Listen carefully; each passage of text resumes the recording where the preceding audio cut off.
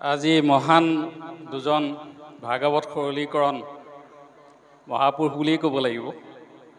বৰ্তমান ব্যাখ্যাকাৰ ৰূপে আমাৰ মাজত আছে, আমি পাইছোঁ। তেখেতসকলৰ পৰা আমি এটি বিষয়হে জানিব খুজিছোঁ। বিশেষতে এই প্ৰশ্নটোৰ উত্তৰ আমি তাঁতিবাবৰ পৰাই কামনা কৰিছোঁ। আৰু প্ৰভু সমস্তৰ শ্ৰীচৰণত আই মাতৃ সমস্ত শ্ৰীচৰণত আমি প্ৰণিপাত জনাইছোঁ। আমাৰ প্ৰশ্নভাগ হ'ল যে বিভিন্ন ঠাইত ভাগৱত ব্যাখ্যা অনুষ্ঠানত ব্যাখ্যা কৰোঁতে একাদশী ব্ৰত পালন কৰিব লাগে আৰু শ্ৰাদ্ধ পিণ্ডাদি আদি কৰিব লাগে, এই কথাভাগ বিস্তৃতভাৱে প্ৰকাশ কৰা আমি দেখা পাইছোঁ। আচলতে একাদশী ব্ৰত পালন কৰি পেলাই মনুষ্যই কিবা উপকৃত হ'বনে, বা শ্ৰাদ্ধ পিণ্ডাদিৰ জৰিয়তে সেই পিণ্ড পিতৃপুৰুষে লাভ কৰেনে, এই কথাভাগ আমি তাঁতিবাপৰ পৰা আমি উত্তৰ বিচাৰিছোঁ। লগতে সহযোগ কৰিব আমাৰ ৰঞ্জিত সেনাপতি বাপজনাই। দুয়োজনৰ মাজতে আমি প্ৰশ্নটো বাৰু ৰাখিলোঁ। শেষৰ ফালে আমি তাঁতিবাপৰ পৰা আমি এই উত্তৰ ভাগ কামনা কৰিলোঁ। কৃষ্ণ।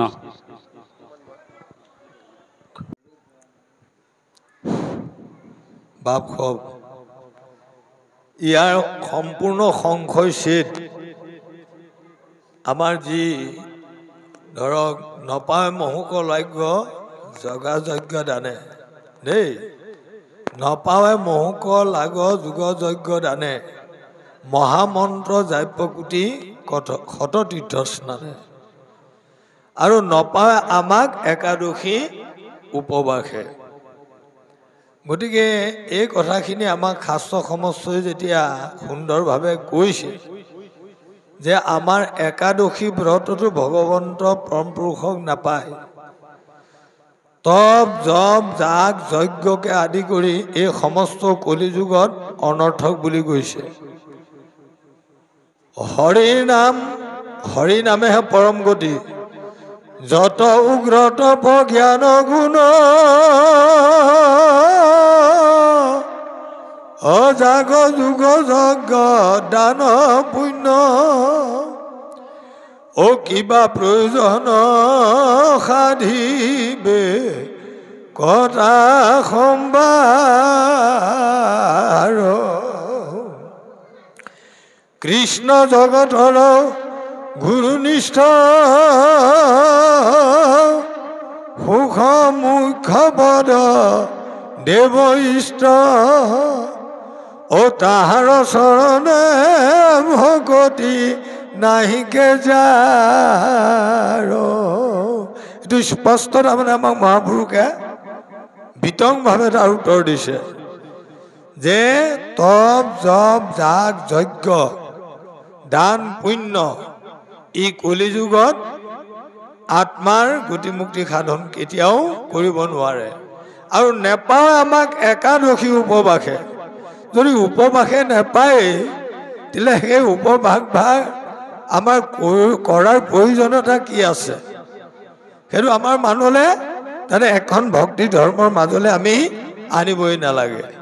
কিন্তু এটা দিশত যদি আমি চাওঁ যে একাদশী দেই, আমাৰ 11 ইন্দ্ৰিয় আধ্যাত্মিক দিশত আমাৰ ইন্দ্ৰিয় কেইটা? 11টা, হয়নে বাপ? 5 জ্ঞানেন্দ্ৰিয়, 5 কৰ্মেন্দ্ৰিয় আৰু মনক লৈ 11 ইন্দ্ৰিয়।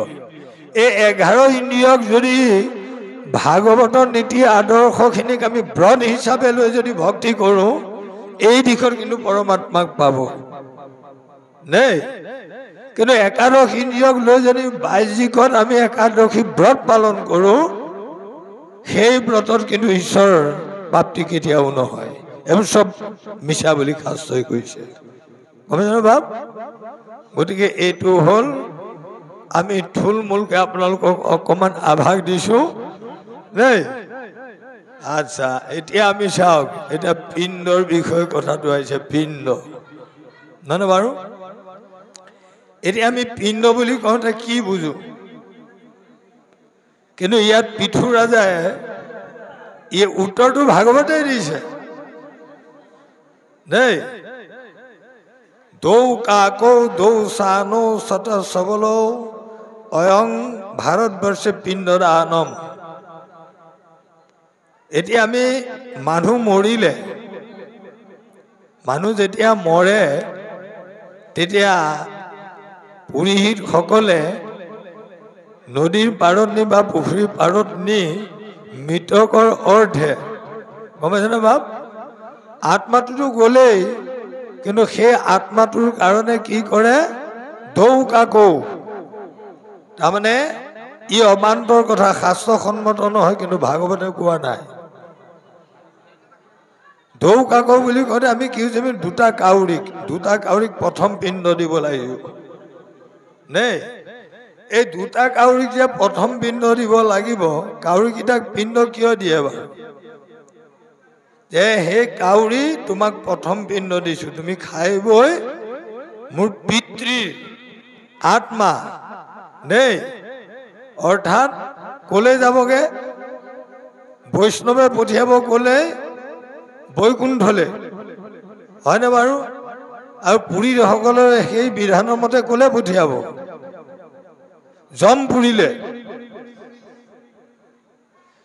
অতদিন পিতা আৰু মাতাই সতি সন্ততিক তুলি তালি ডাঙৰ দীঘল কৰিলে কাৰোবাক ডক্তৰ বনালে কাৰোবাক কবিৰাজী বনালে হয়নে বাৰু আৰু কিবা দেই এইটো মই বলা নকওঁ তে সেই পিতৃ আৰু মাতৃক পুৰোহিতৰ বিধি বিধানৰ জৰিয়ত আৰু তাত কাউৰীক বাতৰি দিবৰ কাৰণে জমপুৰীত বাতৰি দিবৰ কাৰণে কাউৰী দুটাক প্ৰথম পিণ্ড দিব বোলে মোৰ পিতৃ আত্মা মোৰ মাতৃ আত্মা তাৰমানে জমনগৰলৈ গৈ আছে বুলি কাউৰীৰ যোগেদি তাৰমানে প্ৰেৰণ কৰিব এইটো শাস্ত্ৰসন্মত হয় জানো ইয়াতো ভাগৱতত নাই সেইটো আমি পৃথু ৰজাৰ কথাটো কমগে লাষ্টত হয়নে বাৰু তাৰপিছত দুটা বগা কুকুৰক দিব দৌ কাকৌ দৌ সানো শ্বেত সবল অং ভাৰতবৰ্ষে পিণ্ড দানম দেই তাৰমানে শ্বেত আৰু সবল নামৰ দুটা বগা কুকুৰক দিব তেনে এই বগা কুকুৰ দুটাক পিণ্ড দি ক'ব যে মোৰ পিতৃ আত্মা বা মাতৃ আত্মা দেই ৰাস্তাত কোনো অসুবিধা নোহোৱাকে নৰকলৈ লৈ যাবগৈ হেৰিয়ালে জমনগৰ হয়নে বাৰু ভাব এতিয়া এইবোৰ যে আচলতে অনৰ্থক এইবোৰ যে সম্পূৰ্ণ মিছা সেই কথাটো আমাক পৃথু ৰাজা পৃথু অৱতাৰত প্ৰজাসকলক কৈছিলে বোলে পুত্ৰ হলে লাগে পিণ্ড দিবা ক বাপৰ তাৰমানে পুত্ৰৰূপে জন্ম হলে বাপেকৰ পিণ্ড দিব লাগে কিন্তু আৰু ভাগৱতেও কৈছে কিমান সুন্দৰ কথা কিন্তু মোৰ পিণ্ড দান হোৱে ভজিলে ঈশ্বৰ গম পালে তেতিয়া তাৰমানে ঈশ্বৰ ভজনাটো কৰাটোৱে হ'ল আমাৰ পিণ্ড দানৰ মূল বস্তু যিটো আত্মা মানে যাৰ চৰণ ভজনা কৰিলে পুত্ৰসকল বা পিতৃৰ আত্মাবোৰ বৈকুণ্ঠলৈ যাব পাৰে এয়া হ'ল ভাগৱতৰ সত্য শাস্ত্ৰৰ সিদ্ধান্ত ইয়াত আৰু আছে উদাহৰণ নে এই উদাহৰণ আমি থুলমূলকেহে দিছোঁ আভাসটো আৰু বাকীখিনি আমাৰ অনিল তাঁতী বাপলে অকণমান এৰি দিছোঁ কৃষ্ণ আহক বা